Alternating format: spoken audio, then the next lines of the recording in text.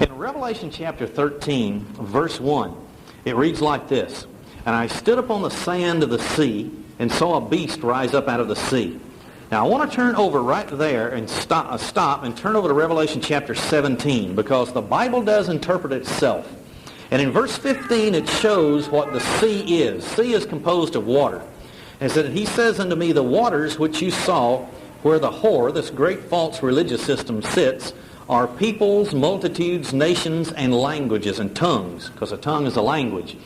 So we see that this great false system and the 10 kingdoms that are going to arise, which this beast is going to rule over, is going to be all the nations, peoples, tongues, and languages of the earth. And it is rising, and yet most people today have no concept that there is a movement for world government at this time. Now in Revelation 17, verse 5, "And upon her head," this is this great false religious system, "was a name written, Mystery Babylon, the great, the mother of harlots and abominations of the earth." Now, look up the word mystery. Very few people that I have ever talked to in the religious community has ever looked up the word mystery in the Greek language to see what it literally means. Now, the sermons I've been giving, Antichrist Among Us, Part 1, 2, and 3, the Illuminati, Part 1, and then Part 2 today, when I read the definition out of both the Thayer's Greek lexicon of the New Testament and the Strong's Concordance, it's just going to jump off the page what this word mystery literally means. And everything I've been talking about will just fall into place. It's number 3466 in the Strong's Concordance of the Greek language. Listen to this meaning: to shut the mouth, a secret or mystery through the idea of silence imposed by initiation into religious rites. And what was the Order of the Illuminati? It was a religious rite, and the Palladian rite, which was imposed by Albert Pike and Giuseppe Mazzini upon all Freemasonry, was the literal worship of Lucifer. And he believes, and which I'll get into a little bit today, they literally believe that Lucifer is God, equal to Adonai, which is the Hebrew word in the Old Testament, meaning the Lord or the Jesus that we worship. But let me continue with this definition. It also means a hidden purpose or counsel, a secret will. So here was the Order of the Illuminati, and they had secret plans for a one-world government, the destruction of all religion, and then the emergence of a super religion, the worship of Lucifer and him only. What is Mystery Babylon?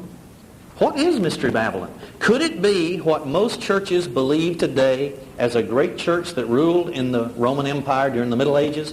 Or could that only be one of the many front organizations for this secret Luciferian worship? I believe it's only one part of it. But about the time that Adam Weishaupt started the Order of the Illuminati on May 1st, 1776, the United States was in full swing for its independence from Britain. Now, George Washington became the first president of the United States. And in 1796, on September 17th, George Washington delivered his farewell address because he had now been president 2 terms. Now, the Illuminati and this order did not have much to do or influence in the Americas at the time because it was just being founded. But by the time George Washington was giving his farewell address in 1796, there had been 15 orders of the Illuminati and Freemasonry established in the 13 fledgling colonies. And some of the top men in the United States that founded it, that actually signed the Declaration of Independence, were members of these orders. Now, let's go from there. I only want to read, as a review, just one statement, one paragraph from George Washington's farewell address, because the Order of the Illuminati had begun to infiltrate into America in order to take over politically and religiously all Freemasonry and establish themselves into every key position in politics and government and religion. So here's the paragraph. All obstructions to the execution of the laws, and this is referring to the Constitution of the United States, all combinations and associations under whatever plausible character, so whatever the name they come under, with the real design to direct, control, counteract, or awe the regular deliberation and action of the constituted authorities, are destructive of this fundamental principle, and that is the Constitution, and a fatal tendency. Such combinations and associations, and he was directly referring to the Illuminati that had already started in the United States. They're likely in the course of time and things to become potent engines by which cunning, ambitious, and unprincipled men will be enabled to subvert the power of the people. And when you read the Constitution of the United States, you and I are the government. The government of the people, by the people, and for the people. And George Washington warned that the Masonic lodges, the Freemasonry, the Illuminati that was infiltrating into all of these lodges would subvert the power of the people and usurp for themselves the reins of government, destroying afterwards the very engines, which is the Constitution, which have lifted them to unjust dominion. One method of assault, and this is a prophecy by him which is being fulfilled today. One method of assault may be to effect in the forms of the Constitution alterations, which will impair the energy of the system. When the United States was fully under the Constitution of the United States, people could go out and you were totally free to engage in the free marketplace. You could start a business, you could succeed in business, and you could keep the income by which you earn from that business. But today, just as in the Soviet Union and every other socialist country around the world, government is imposing restrictions on business so that it will force initiative out of the marketplace, so the government will control all business, and it will be a state-controlled business community. A one-world monopolistic government or marketplace, just like in the Soviet Union. He went on to say, and thus to undermine what cannot be directly overthrown. Now, I believe that we need to look just a little deeper into the conspiracy of the Order of the Illuminati and see if this is not actually happening in the United States today.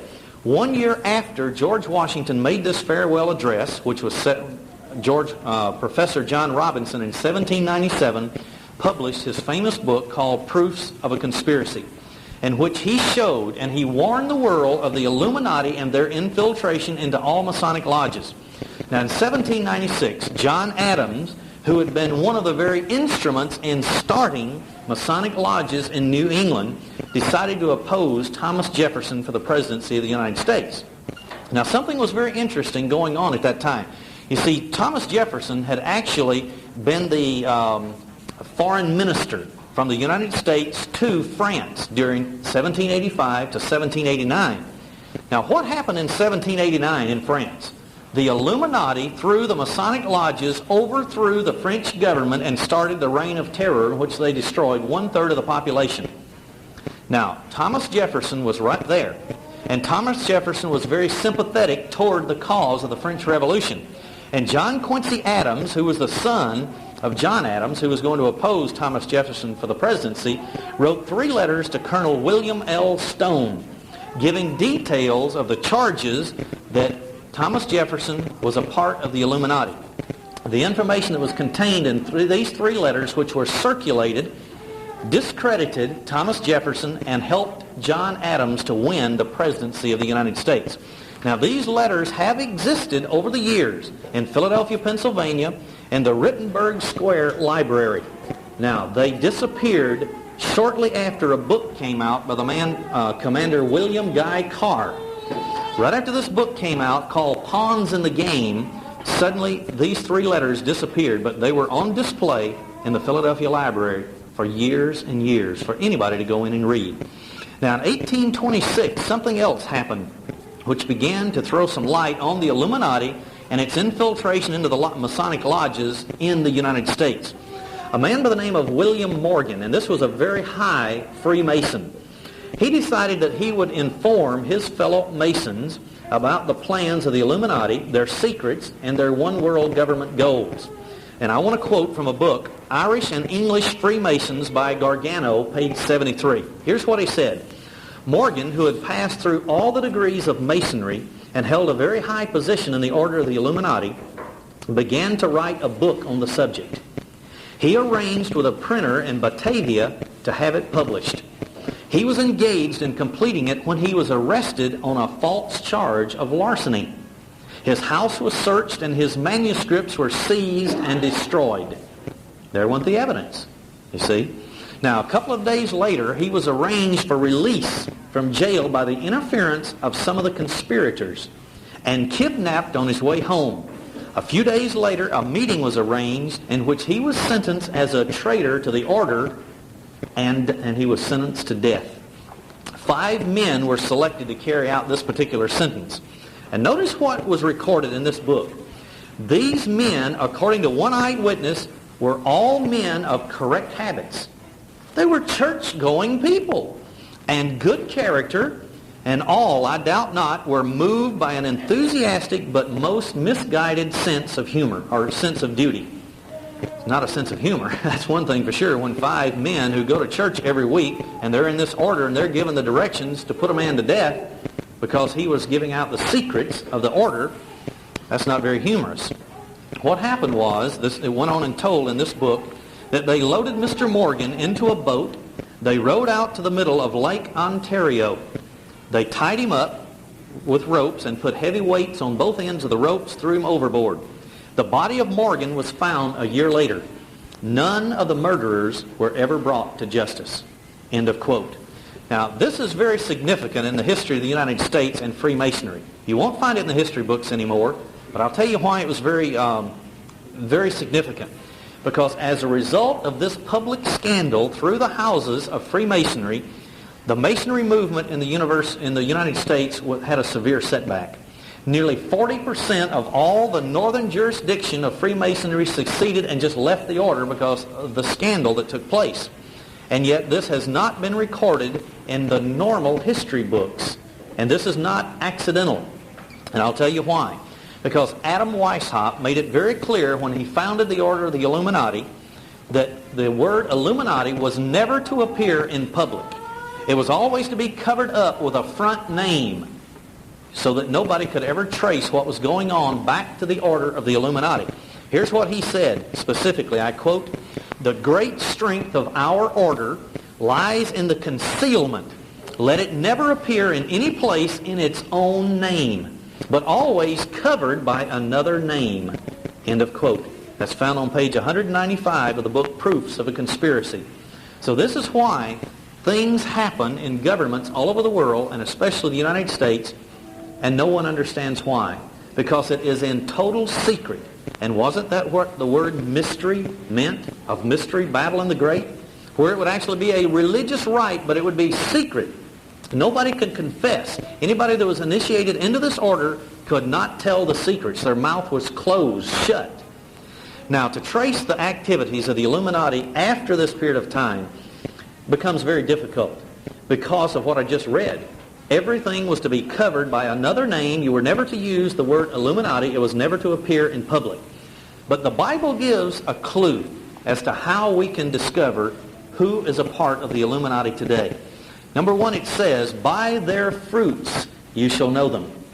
If we can find in history people who are going step by step by Adam Weishaupt's plan to take over the world, his total program, then we can find who it is that's working in secret for world government for their Novus, Ordo, Seclorum, New World Order. Now, in 1829, there was the American Illuminists in this country sponsored a series of lectures in New York City. The person who spoke was English Illuminist Frances, and her nickname was Fanny Wright. So Frances Fanny Wright. Now, she advocated the entire Albert Weishaupt program, and this included communism. The name communism, for the first time ever, came up, and it was literally called communism. That was 1829. And they said the American people will not accept the term communism, and they will not accept Adam Weishaupt's plan for a world government, so they decided they would have to make it more palatable for us to accept it and swallow it. They would have to use the label equal opportunity and equal rights. You think that's only a Johnny-come-lately phrase in this country? Oh no, that was 1829 when this was first brought to the forefront. They advocated atheism. They advocated the emancipation of women from the home and live separately from men. They advocated homosexuality and free love among all consenting people. This was 1829. And yet what did we have in the 1984 Democratic elections? we had people on the staffs, head of certain boards and so on, who advocated exactly the same thing and who were open lesbians. Now, those who were present at this particular meeting in 1829, they were the Illuminati who had decided that they would put together all the nihilists. Now, you have to look up the word nihilist. See, there's certain words that you and I probably have never heard of. But when you get a good dictionary, which I took the Webster's New International Unabridged Dictionary, I looked up the word nihilist. It means revolutionaries. So they decided that they would unite all the revolutionaries of the world and all the atheist groups and all other subversive organizations that were working for world government into an organization known as communism. So for the first time, the word communism came up. This was to become the new destructive force to be used by the order of the Illuminati and Freemasonry to foment future wars. And when did wars start on a continuous basis? 1917. Since that time, there has not been a year going by that there hasn't been a war somewhere on the face of the earth. Continual revolution.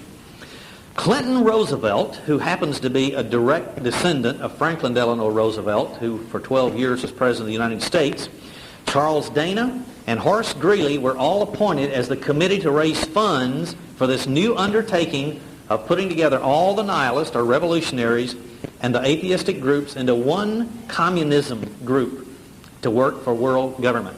Now, Roosevelt and his particular group, they decided they would pose as champions of the working class. They would talk about how the management in business was just making all the profits and the little guy out there working for the employer was getting the shaft put to him. He needed to earn in the profits, and therefore they needed to have community businesses where everybody shared in the profits of the business.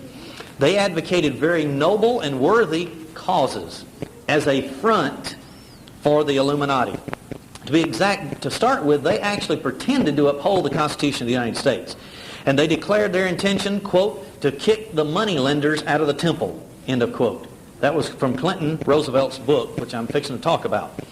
Their opposition to monopolies was only a front, because today they're creating monopolies as fast as they can so that they'll eliminate all private businesses from the business sector and they'll have one world monopolistic businesses. All of their declared aims, now get this because this is going to be a direct quote, their aims appeal to the, listen to this, quote, moronic mentality of the peasants, end of quote. That's you and me. See, they were the illuminated ones who were going to work for world government. They were the only ones who had the ability and capability to run international banking, international commerce, religious activities. They were illuminated by who? Lucifer, Satan. And we were the ones who were following Adonai, which is the God that we worship. And therefore there was a universal struggle between Lucifer and God that we know, and they claim that they're both gods, and therefore they were going to emancipate mankind from the false concepts of the God we worship, Jesus Christ and God the Father, and bring the whole world under the illuminated light of Lucifer. Now let's go a little further. Clinton Roosevelt was so taken up by his own importance. I mean, this is the height of vanity. That in 1841 he published a book entitled The Science of Government Founded on Natural Law. Well, in the preface of this little book, the first page, he gives himself away. He tells everything we need to know to find out that he was following the total precepts of Illuminism as preached by Adam Weishaupt, then brought into this country by Francis Fanny Wright, and all those who infiltrated into the original 15 lodges of the Freemasonry, back when we were still becoming a nation. Now, in the preface of this little book, Roosevelt said this: a larger work would have been more imposing in appearance. So if he'd have made a great big thick book, boy, it would have shown how great I am. But look what he says. But in truth, large works and long speeches are rarely made by men of powerful thought. So you see, he made a little book, and every word was filled with power in what he meant. So it just showed how great he was. He says the giant draws up by the roots the tree, while the little pygmy, that's you and me, the rest of the civilization, hacks livelong day at the roots. See? So he thinks that he is a great enlightened individual, and so he wrote the book. And he carried on the Illuminati goals in the United States from that day forward for several decades. Several of these men, Dana also. Now, Roosevelt's book clearly outlined the Weisshoppian instructions that was given in May 1st, 1776. And I quote, "The superiors of the order of the Illuminati are to be regarded as the most perfect and enlightened of men." Now do you understand why they walk around certain people when you know who they are and you see them on television, why they appear so righteous and so good and so fantastic and they're so smug? Because they state in their own writings that they are so superior to all human beings because they are enlightened through Lucifer. Look what he says. They must not even permit any doubts of their infallibility. If you're a member in the higher initiated order of the Illuminati, then you are on the verge of perfection in their eyes. Therefore, you are entitled to rule the world, and anyone that stands in your way, any peasants, can be eliminated. Now, the title of the book is also interesting because Weishaupt made several statements about natural law, government based upon natural law. Weishaupt decreed that all arts, sciences, and religions must be abolished and replaced by the socialist science of government. And now do you understand why in the school systems we have the laboratories and they teach you anything you see in the test tubes you can taste, feel, smell, and so on? That is truth. But since God won't lay a piece of candy on your desk for you when you ask for it, there's no such thing as a supernatural. Everything has to be founded on the science of government. And this was taught by Weishaupt, and it was repeated practically word for word by Clinton Roosevelt. And in the book Science of Government, Roosevelt outlines all the Illuminati regimentation of mankind that Weishaupt called for. He said that all government would be, and all people within that government structure would be under total control, a dictatorship, by the enlightened ones. Enlightened ones. Now, he also reveals their plan to emasculate and destroy the Constitution of the United States. And in that book he even says, and I quote, he likens it to a leaky vessel which was hastily put together when we left the British flag, end of quote. Now, he also, in this book, declared his contempt for God, the creator of the universe, the one that we worship. And here's what he said, quote, "There is no God of justice to order things aright on earth. If there be a God, he is a malicious and revengeful being who created us for misery." Now, these are the people who are behind world government. So they feel that they've been enlightened by Lucifer to straighten up the problems of the world. And they're going to do it through government. Government regulates everything you do. They change your environment. They don't let anyone be rich, but they don't let anybody be poor. If you work, they take away from you to raise the standard of the poor. See, so everybody's the same. Socialism. Now, there was a man who, Owen Wister, he wrote a book that was published by Macmillan and Company in 1930. It was called Roosevelt, The Story of a Friendship. And on page 51, there was a very enlightening statement made in there. Here's what it says, quote, "How long do you give the government at Washington to last? I asked Teddy Roosevelt and Cabot Lodge." See, this is Henry Cabot Lodge, Sr. "Those two students and writers of history, well versed in the causes which have led to the downfall of empires, kingdoms, and republics that have had their day and gone into the night, were both silent for a moment. Then one of them said, 'About 50 years.' Now, which one of them said it? The guy didn't remember. But the other one did not contradict him. So they knew that something was going to happen, and they were a part of it. And they were going to overthrow the government of the United States. Now, in 1830, Adam Weishaupt, who founded the Illuminati, died at the age of 82. And in order to convince the world, this is the way the Illuminati is, it's called disinformation. The truth is over here, and they lead you in that direction so that you'll never find out what the truth is until it's too late. So that he could convince everybody that the order of the Illuminati was dead and gone by the wayside, he had a deathbed repentance, and he rejoined the Catholic Church. Of course, we know that's a lie when you understand and have studied the history of secret societies.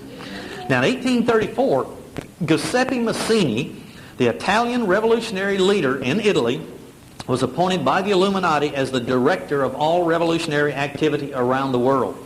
He held this position until he died in 1872. About the same time, a very intellectual individual, you'll recognize the name, was coming up in the ranks of the Illuminati. His name was Moses Mordecai Marx Levy, and he used the name, the alias of Karl Marx. He joined one of the branch organizations of the Illuminati, and it was known as the League of the Just. In 1847, Marx was hired to write what is called today the Communist Manifesto. But it was nothing more than the overall plans that Adam Weishaupt laid out from 1771 to 1776 before he founded the Illuminati for a world takeover. Now, anyone who studied the writings of the Illuminati and their plan for world government, compared it with the Communist Manifesto, know that Karl Marx plagiarized, nearly word for word, wrote the exact same thing that Adam Weishaupt had already given nearly 100 years before that, or 70 years before, 50 to 70 years before that. And also, when you look at Clinton Roosevelt's book, The Science of Government, you'll see that it was nothing more than a rehashing of Adam Weishaupt and then Karl Marx. The exact same material. So they were all a part of the Illuminati and the overall goal for working for world government. Now, the next important personality to come on the scene as far as the Illuminati is concerned was a man by the name of Albert Pike. Now, this is interesting because you have to understand this man literally worshiped Lucifer by name. To be exact, the history books show that he delved into necromancy, raising up demons, talking to them. He was involved in all this type thing. Now, he was born in Boston, December 29th, 1809, and his parents were what you would call a middle-class family, and he sent him to Harvard University. And so he got a good education. And he was used during the Civil War on the side of the South, the Confederacy. Albert Pike was such a genius, and he literally was. He was a genius, and I wonder where some of that genius came from since he worshipped Lucifer by name. But anyway, he was placed in charge of as the Indian commissioner, and he was in charge of raising up armies among the Indian tribes to fight against the North. So he raised an army composed of Chickasaw Indians, Comanches, Creeks, Cherokees, Miamis, Osage, the Kansas Indians, and also the Choctaws. And this Indian tribe under Albert Pike's jurisdiction was so barbaristic and so horrible when they would go in and invade a village that they would rape, maim, and torture people, that the English threatened intervention in the Civil War of the United States to stop Albert Pike. So finally Jefferson Davis did, who was the presidency of the Confederacy, he did disband the Indian tribes and he fired Albert Pike. But anyway, this is just a little background on him, because he was an avowed worshiper of Satan. He practiced all forms of sorcery. Now, with this background, you can begin to see he became a part of the Illuminati. He rose to the very top ranks of the Illuminati. Albert Pike and Giuseppe Mazzini of Italy worked together now as the two top leaders of all Freemasonry in the world from about 1834 all the way up until 1872, when Mazzini died, and then Albert Pike continued until about the 1890s. But Pike took control of the theosophical, the religious side of the operations of Freemasonry and the Illuminati. In other words, he was in direct contact with Lucifer, while Mazzini was in charge of all political activities for the overthrow of governments, the fomenting of wars, which they had already outlined. Now, when the Grand Orient lodges of Masonry became suspect as a direct result of Mazzini's revolutionary activities in Europe, Mazzini presented a master plan for going in further secret to Albert Pike. Now, by this time, Albert Pike had already reached as the very top man in the ancient and accepted Scottish Rite of Freemasonry. And if you want to see one of the top Scottish Rite of Freemasonry buildings in the United States, go downtown St. Louis, about 1 block west of Grand Avenue on Lindell Boulevard. It is a huge and massive building, one of the largest buildings in St. Louis, Missouri. But anyway, Giuseppe Mazzini was a very practical man. He knew that he could not superimpose a new rite on the top of Freemasonry. So he said, look, here's what we ought to do. And this is a letter dated January 22nd, 1870 to Albert Pike. Here's what he said. we must allow all of the federations, this is a Freemasonry, to continue just as they are, with their systems, their central authorities, and their diverse modes of correspondence between each of the high grades of the same rite. So let's don't interfere with what they're doing. Organized as they are at present, but we, this is Albert Pike and Giuseppe Mazzini, must create a super rite which will remain unknown, to which we will call those Masons of high degree whom we shall select. So they're hand-picking individuals to help carry out their world takeover from the houses of Freemasonry. With regards to our brothers in Masonry, these men must be pledged to the strictest secrecy. What did we read? Mystery Babylon? What did the word mystery mean? Those who were initiated by a religious rite to absolute silence and secrecy for a plan. That's exactly what it meant.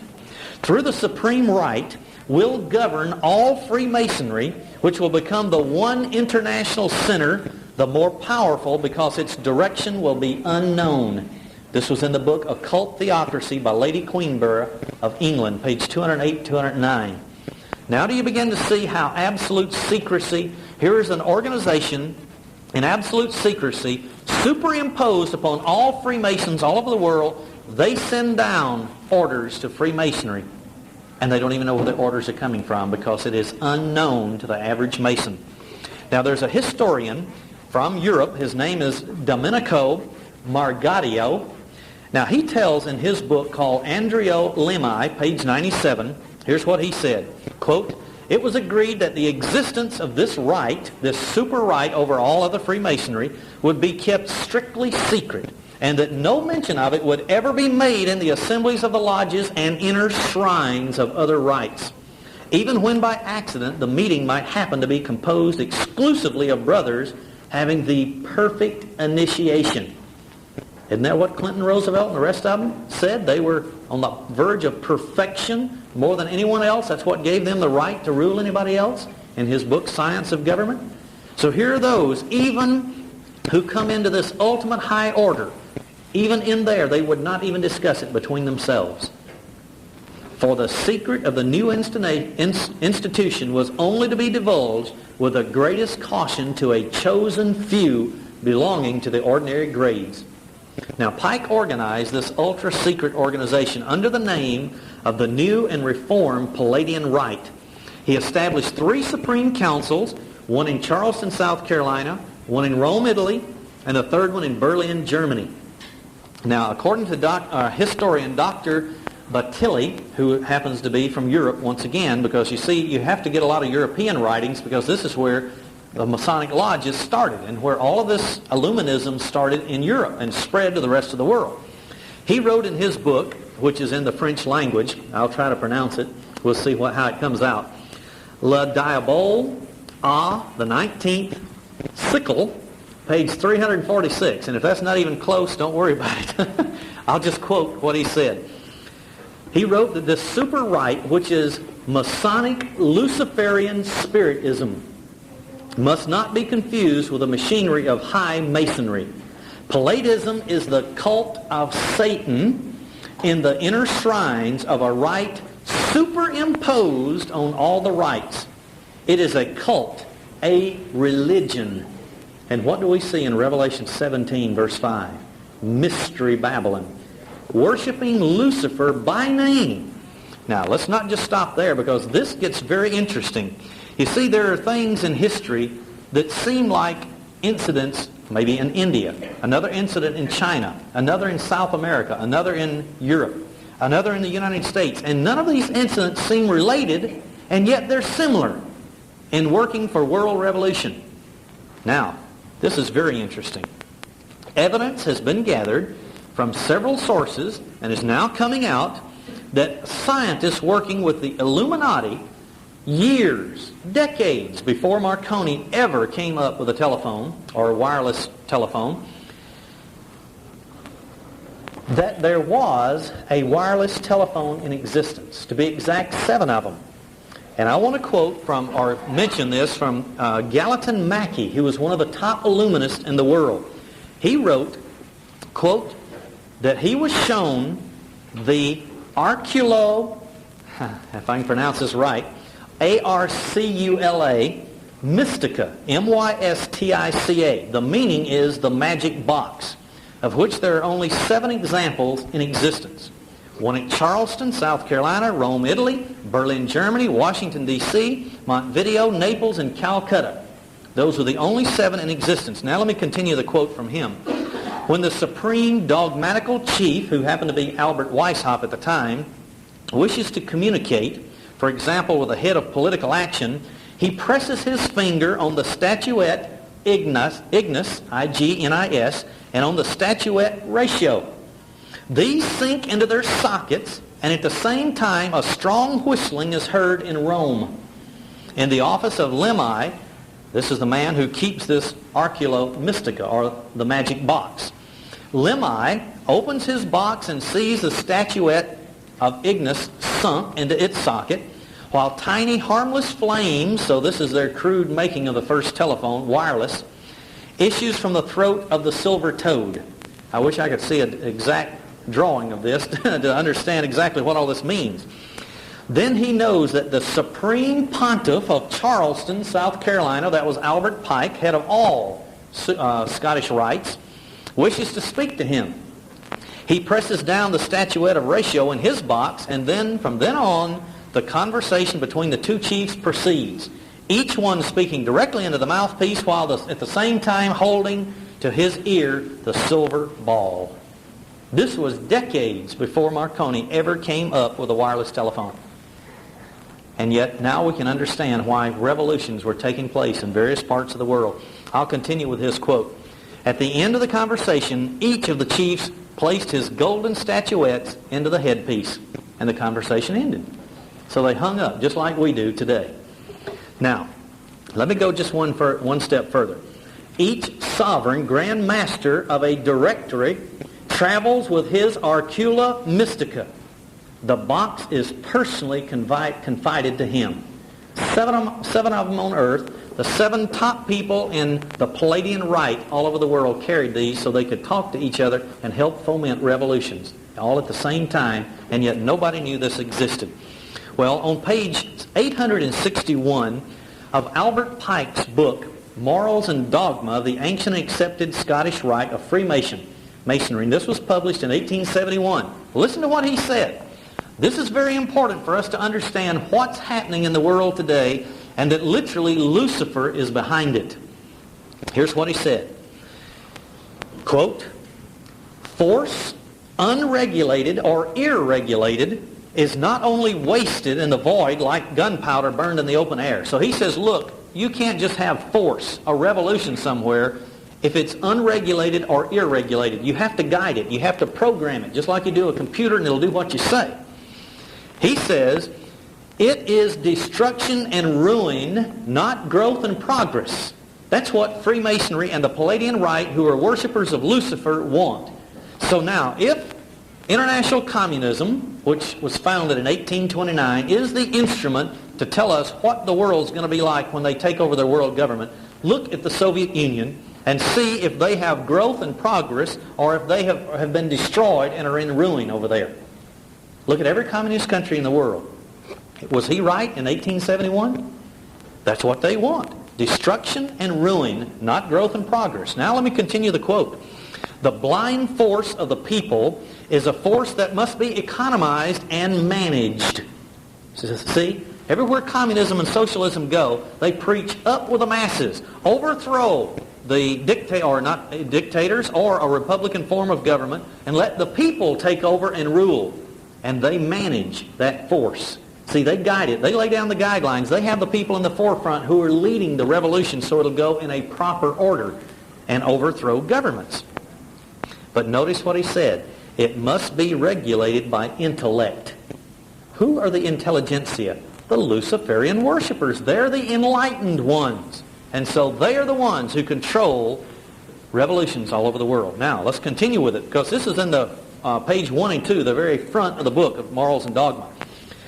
To attack the citadels built up, this is all the institutions, religion, government, whatever, on all sides against the human race by superstitions, despotism, and prejudices, the force must have a brain and a law.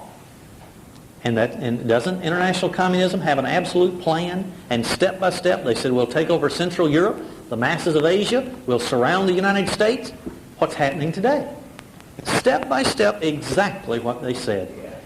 So there must be a brain and a law that is harnessing all the force of the people for revolution.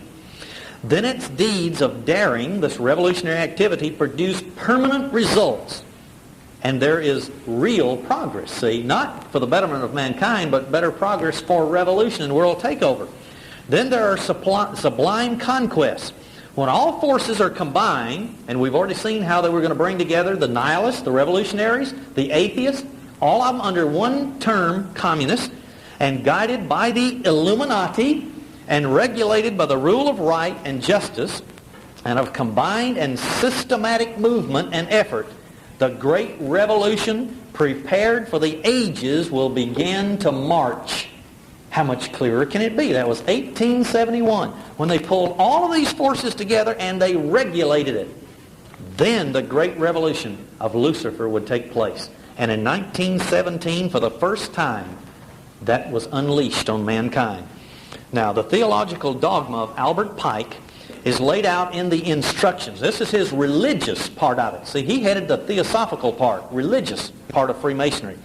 Here's what he issued July 14, 1889 to the 23 Supreme Councils of Freemasonry of the world. Quote, "That which we, Luciferian worshippers, must say to the crowd, we worship a God, but it is the God one adores without superstition."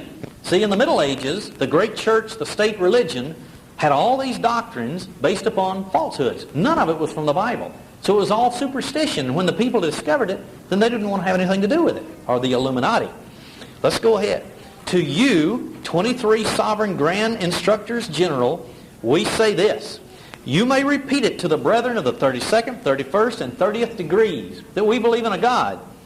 The Masonic religion should be, here it is, by all of us initiates of the high degrees, maintained in the purity of the Luciferian doctrine. Who's behind the rise of communism? Freemasonry and the Palladian rite superimposed upon it, and only those from the 33rd degree and up are initiated into the high degrees and understand that the worship of Lucifer is the true worship of Masonry. Everybody else is told, oh, we believe in a God. You keep your regular religion wherever you want to go. All you have to do is believe in the immortality of the soul. That's one. And a God. We don't care which one it is. That's why you can be a Buddhist. You don't have to believe in Christ or God the Father. Just believe in Buddha, see? And you believe in the immortality of the soul. You can live in India. You can believe in evolution. And you come back as another person at another time, see? You still believe in the immortality of the soul. It doesn't die. It just goes to another person. You come back as a cow. You come back as another person. It doesn't matter as long as you believe that. And he goes on to say in his book, if Lucifer were not God, would Adonai, that's the Christian God, whose deeds prove his cruelty, perfidy, and hatred of man, barbarism, and repulsion for science, would Adonai and his priests calumniate him? Or in other words, would we extol him? Yes, he says, Lucifer is God. Yes, Lucifer is God, he says, and unfortunately, Adonai is also God.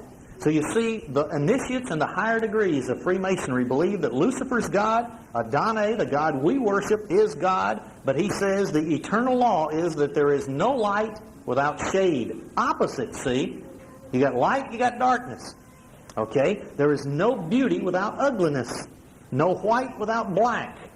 For the absolute can only exist as two gods. Darkness being necessary to light, and so on. You see? And they believe, well, I'll just read it for himself, right out of his own instructions.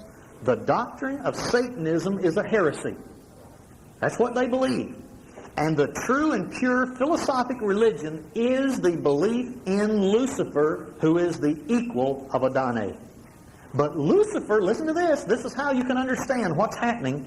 Lucifer, the God of light and the God of good, is struggling for humanity against Adonai, the god of darkness and of evil. This direct quote was from the Occult Theocracy by Lady Queensborough of England, page 220 and 221. Now do we understand that they literally worship Lucifer, and they are looking for a world government to emancipate you and me from all worship of the true and the living God, and force us to worship a man, a human being, who claims to be God, sitting in a temple, but he's going to receive his power from Satan. Now, Illuminist propaganda would have all us believe that atheists, all atheists that oppose Christianity, or anyone who opposes Christianity, are atheists. But that's not true. That is a deliberate lie circulated so that you and I will not realize that the worshipers of Lucifer are in a direct battle with us and of Jesus Christ and God the Father. So they know that they can never achieve their goal of world domination unless they keep it in secret. And they have so. And they said in 1975 that they had gained such control over the government of the United States that they did not need to keep their plans in secret any longer. And that's only since that time have any of us begun to discover what's really taking place. Now, in a very remarkable letter, and this is very remarkable, it was dated August 15, 1871. And this was on open display in the British Museum Library in London, England, from 1906 all the way up until just a few years ago, and now it's been taken out of the museum. Here's what Pike told Mazzini in giving detail to how they would take over the world. They said that they would promulgate 3 world wars. Now remember what V.I. Lenin said, we'll take Central Europe, then we'll take the masses of Asia, we'll surround the United States, and it'll fall. Okay, step number 1, they had to create, first of all, a seen enemy of the world. So they unleashed World War I. They got all the countries in Europe fighting each other, and then the atheists, or the Luciferian worshippers, overthrew the Tsar of Russia. They established their seen enemy, communism, came out into the open for the first time. In 1917, it was established. Then they said that they would have a second world war. And that second world war would give Central Europe to the Soviet Union. What happened in the rubble of World War II? The United States, and this is a documented fact in the Congressional Record of the United States, we could have won World War II 2 full years before we did. But our own government gave orders that our men sit down in Italy and wait until Russia was rearmed so that we could come together in Berlin and destroy Germany. What happened after World War II? They partitioned off Europe. The French, the British, and the United States got little sections here and there. And yet Germany, Bulgaria, Hungary, Poland, Czechoslovakia, Uruguay, all the Balkan states, Latvia, Estonia, Lithuania, all of them went into the Soviet orbit. What did Pike say? Lenin said, we'll take Central Europe first and the masses of Asia.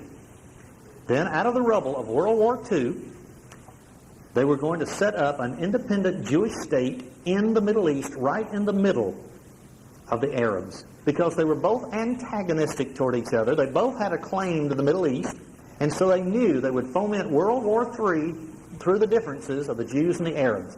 And has there been any peace since the United Nations divided off in Palestine in 1948? There hasn't been one day of peace in the Middle East. They've had 6 open wars, and there's border skirmishes all the time.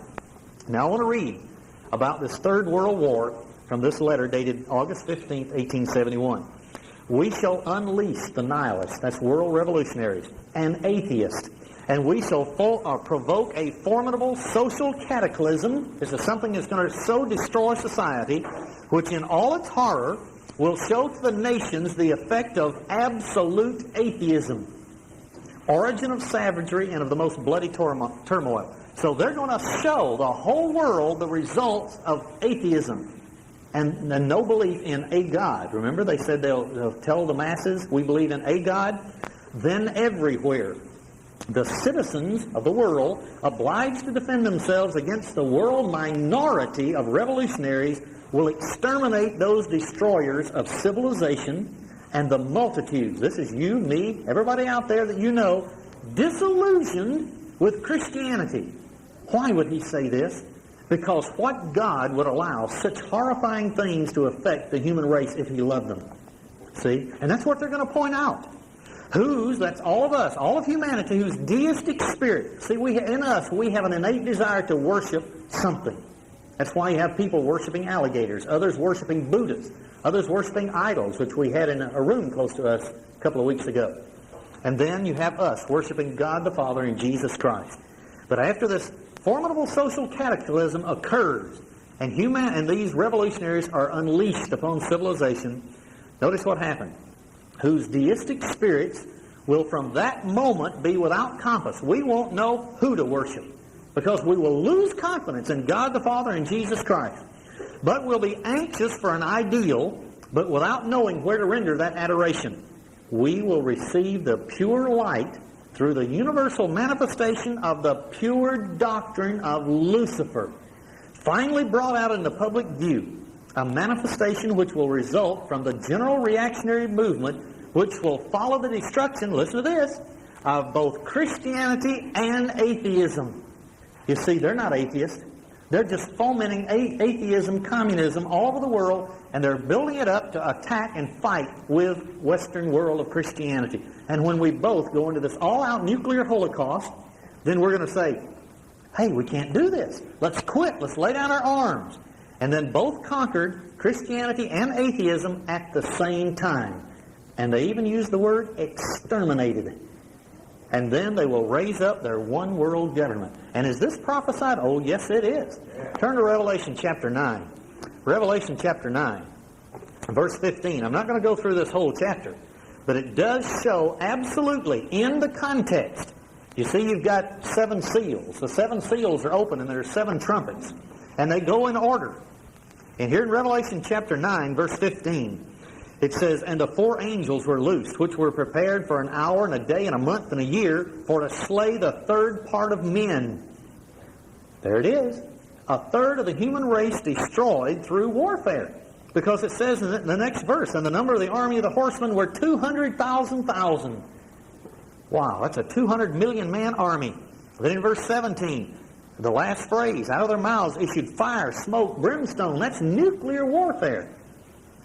Verse 18, "By these 3 was 1/3 part of men killed." And yet, we haven't even reached the rise of the end-time beast system yet. So they do have a 3rd world war that is going to come on the scene for the specific purpose of so destroying us and our goals of worshiping God and Jesus Christ. And then we will accept Luciferian worship, because you see, they'll raise up a man and say that he is the Savior, and then we will end up worshiping a man as God. Well, this is all very interesting, and I hope we can begin to understand who is behind it, why it's happening, and if every minister were a true minister of Jesus Christ in this country, and they preach this from the pulpits, we'd shut down every Masonic temple in this country. And we would wipe out Luciferianism in this country. But it's all done in secret. Now, the political and religious philosophers have long recognized the fact that the most effective way to conquer a man is to conquer his mind. I'm only going to go just a few more minutes today, and then I'm going to reserve this, part 3 of the Illuminati, when we meet March 16th at 2 to 4 in the afternoon at the Northwest Plaza Auditorium. But the Illuminati realized from the very beginning that in order to conquer people, you had to conquer their mind. Therefore, you had to conquer their schools, colleges, and their universities. Because you have to change people's concepts from the worship of God to no concepts, no morality first. See, there is a stage which they believe that the human race has to go through. First of all, you have to undermine all morality and bring it down into the cesspool. And then when everybody sees that something's wrong, then they will offer the solution. And the solution is a God in human flesh. It's called, can't remember the name now. But anyway, it's when you take a man and put him into the ranks of a God, then you have a God in the human flesh, see? And that's what they're going to do. But they also saw the need to infiltrate and take over newspapers, magazines, all publishing houses, so they can only publish everything from the point of view that will change your mind. And so the United States, Great Britain, and the Western democracies of Europe were the one who offered freedom of thought, freedom of religion. So these were the countries that were zeroed in on for this type of treatment, infiltration into every strata of society, and especially all mass media and the publication houses. Now, Lady Queenborough, who wrote her book about 50 years ago, and she had a great deal of research done in this. In her book, Occult Theocracy, page 581, here's what she said, quote, "A mind that is positive cannot be controlled." You see, if we know that we have a Savior, Jesus Christ, and we know that this Bible teaches absolute doctrine, and we can stand on it, Lucifer and his initiates cannot control our mind. They can't deceive us. But when you water down and say no doctrine, what's good for you may not be good for me, but how can I tell you not to do it? See, what's situation ethics. When you water down and you have no absolutes, then the mind becomes negative. Notice what she says. For the purpose of occult dominion, minds must therefore be rendered passive. Who cares? See? Well, okay, so that happened. Who cares? I can't do anything about it, so that's a passive mind. And negative. So your mind, my mind, everybody's mind has to be rendered passive and negative in order that control may be achieved. Listen to what she says. Minds consciously working to a definite end are a power. And power can oppose power for good or for evil. Now the scheme for world dominion might be doomed by the recognition of this principle alone. But as it is unfortunately unrecognized, it remains unchallenged. So our minds, see, we have been infiltrated, all churches. We have been socialized, and they only preach social. Do good to your neighbor. Feed the poor, which is Christian. It is. But they hide behind these so-called Christian tenets and beliefs and then get rid of doctrine, baptism, faith, laying on of hands, reception of the Holy Spirit, keeping of God's 10 commandments, of His holy days instead of these pagan days dressed up with Christian names. And so since we've been rendered passive and indifferent, who cares, and even negative, we can't stand up against what's happening in the world. And we have no moral strength anymore to stand up against the spread of communism and socialism, which is Luciferianism, anti-God. So she says, destruction, materialism, and imposition are imposing their will on ours. These are the 3 points of Albert Pike, and they seem to be ruling the world today. They are. So next time in part 3 of the Illuminati, I want to start here and show how they've infiltrated the educational system in the United States, and I'm going to be real specific. I'm going to name names, and I'm going to read documents that they wrote, books they wrote, so you can see that they knew what they were doing. They deliberately and systematically have taken over the public schools in the United States and Britain to change your child's mind and my child's mind from strong moral strength to passiveness and negativeness so that Lucifer can take over and rule our lives.